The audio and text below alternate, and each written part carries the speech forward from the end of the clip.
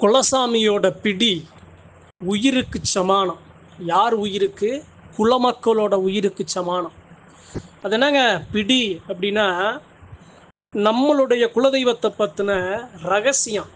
நம்ம குலசாமியோட ஆயுதம், ஆபரணம், நம்ம குலசாமியோட நம்ம குலதெய்வத்துக்கு நெருக்கமான, குலதெய்வம் விரும்புகிற, அதற்கு பாத்தியப்பட்ட ஒரு பொருள் தான் பிடிம்பாங்க. குலதெய்வத்தோட பிடிம்பாங்க. இப்போ குலசாமியோட பிடி அப்படின்னா அது எப்படின்னா, நம்ம வீட்டில் நம்மளுடைய குழந்தை, நம்மளுடைய பெண் பிள்ளைக, நம்ம ஆண் பிள்ளைக, நம்ம வீடு, நம்மளுடைய பணம் பொன் பொருள் எல்லாத்தையும் எப்படி ஒவ்வொரு நொடியும் பாதுகாக்கிறோமோ அதே மாதிரி அந்த குலதெய்வ எல்லையில் இருக்க குலதெய்வத்தோட ஆயுதங்களை, ஆபரணங்களை, அந்த எல்லையை, அந்த இருப்பிடத்தை பாதுகாக்கணும். இன்னைக்கு இந்த பதிவு சொல்றது காரணம் என்ன அப்படின்னா, குலதெய்வத்தோட பிடி ஏன் நான் இந்த அளவு அழுத்தம் திருத்தமாக சொல்கிறேன் அப்படின்னா, ஒரு குலதெய்வத்தோட பிடியை எடுத்து வெளியே கொடுக்கறதும், அந்த குலதெய்வத்துக்கு எதிராக ஒரு துரோகத்தை இழைக்கிறது, நாம் பிறந்த வயிற்றை நாமளே கத்தியை வச்சு குத்தி கிழிக்கிறதுக்கு சமம். நண்பர்களுக்கு புரியும் நினைக்கிறேன்.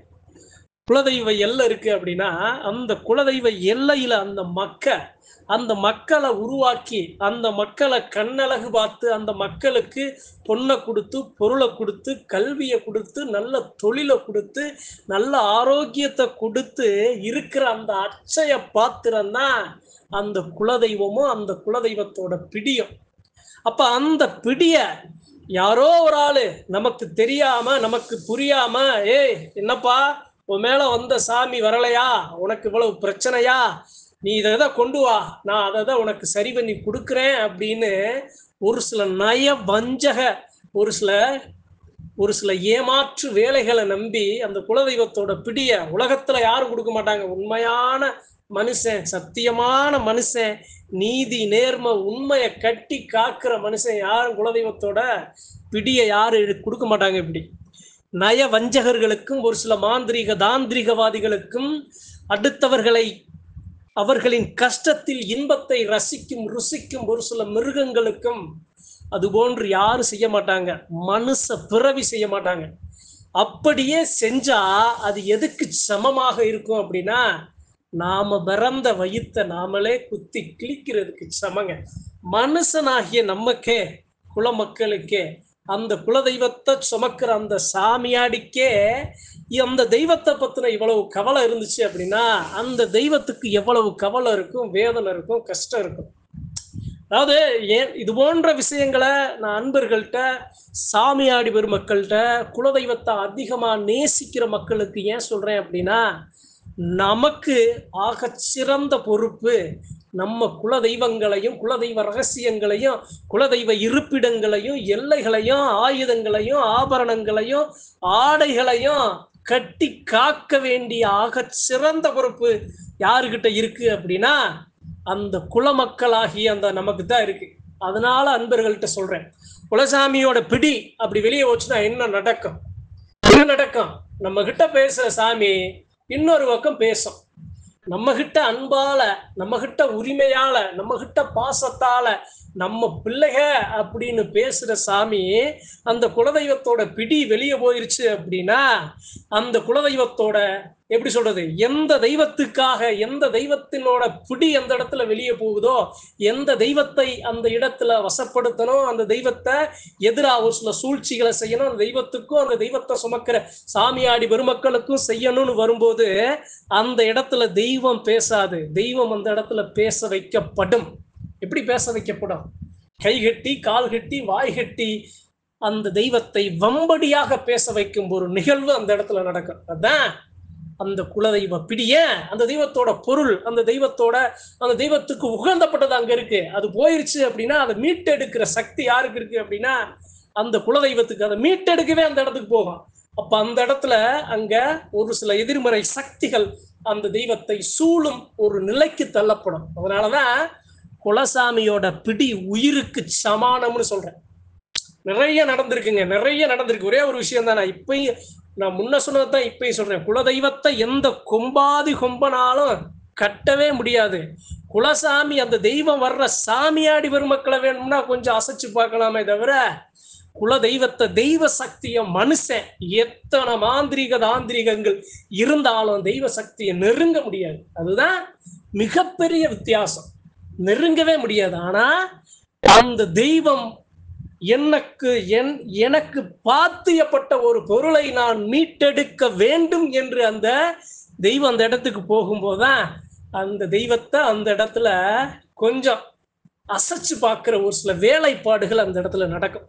சரி, என்ன நடக்கும் அப்படின்னா, குலசாமியோட பிடி என்னங்க? அப்படி பிடி பிடினா ஒண்ணுமே புரியலையேங்க. என்னங்க அப்படின்னா, சாமிக்கு அருவா இருக்கா, வள்ளைய கம்பு இருக்கா, சலங்க இருக்கா, மாராட்டி சங்கிலி இருக்கா, சல்லடை இருக்கா, காலுக்கு தண்டை இருக்கா, கிழுக்கு இருக்கா, கொலுசு இருக்கா, மூக்குத்தி இருக்கா, தங்கத்துல, வெள்ளியில, பொண்ணுல, பொருள்ல, ஐம்பொண்ணுல, இது போன்ற என்னென்ன பொருள் இருக்கா, அந்த தெய்வம் விரும்பி ஏற்கிற படையலா, அந்த தெய்வம் விரும்பி ருசிக்கிற பானமா, எதுவாக இருந்தாலும் அது அந்த எல்லையை விட்டு வெளியே போகும்போது, ஒரு சில தீய சக்திகளின் கையில் கிடைக்கும் போது அந்த இடத்துல அந்த தெய்வத்துக்கு ஒரு சில எதிரான சதி வேலைகள் நடக்க அந்த இடத்துல வாய்ப்பு இருக்குன்னு சொல்ல வரேன்.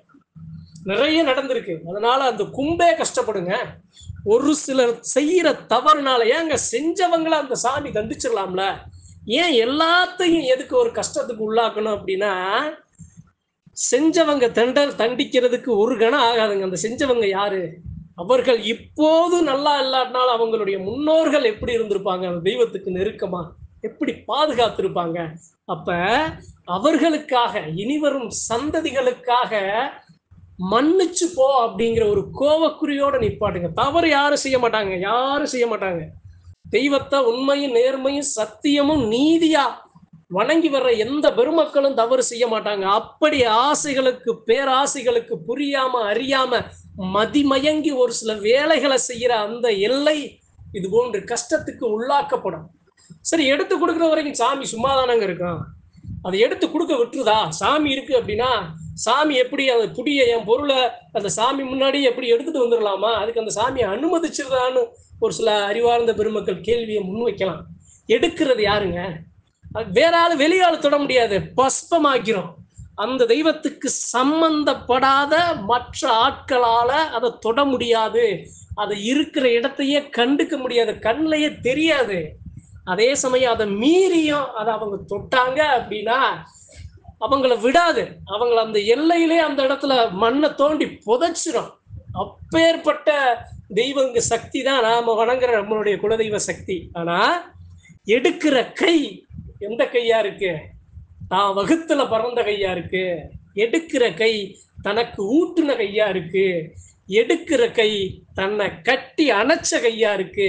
அந்த எடுக்கிற அந்த சதி செய்யற கை எல்லா மக்களுக்கும் பிடிச்ச கையா இருக்குங்கிற பட்சத்துல அனுமதிச்சோம். பரவாயில்ல, நான் கஷ்டப்பட்டாலும் பரவாயில்ல அப்படின்னு அனுமதிக்கும் போதுதான் ஒரு இது போன்று ஒரு சில சூழ்வினைகள் அந்த இடத்துல நடக்கும். அதனால அறிவு நண்பர்கள்ட்ட ரொம்ப சுருக்கமா சொல்றேன், குலதெய்வத்தை நேசிக்கிற பெருமக்கள்கிட்ட சொல்றேன், உங்க வேலை நம்ம குலசாமி கோவிலுக்கு போறோம், தெய்வத்தை கும்பிடுறோம், வணங்குறோம்னு மட்டும் நாம இருந்துடக்கூடாதுங்க. நம்ம எல்லாம் எப்படி இருக்கு, நம்ம ஆலயம் எப்படி இருக்கு, நம்ம சாமி எப்படி இருக்கு, நம்ம சாமியோட பொருட்கள் சேதாரம் ஆயிருக்கா, என்ன குறைபாடு இருக்கு, சிலைகள் எப்படி என்னங்கிறத தெய்வத்துக்காக நம்மை அனுதினமும் காத்து நிற்கிற குலதெய்வத்துக்காக நாம கொஞ்சம் கரிசனை எடுத்து நாம அதெல்லாம் பார்த்துக்கணும், பாதுகாக்கணும். அப்படிங்கிறதுக்காகத்தான் குலதெய்வத்தோட பிடி என்ன, அவனுடைய சக்தி என்ன, அது எப்படிங்கிறத நான் அறிஞ்சத அறிவு நண்பர்களுக்கும் சாமியாடி பெருமக்களுக்கும் பகிர்ந்து கொள்ள ஆசைப்பட்டேன். நன்றி, வணக்கம். மற்றும் ஒரு பதிவில் சந்திப்போம்.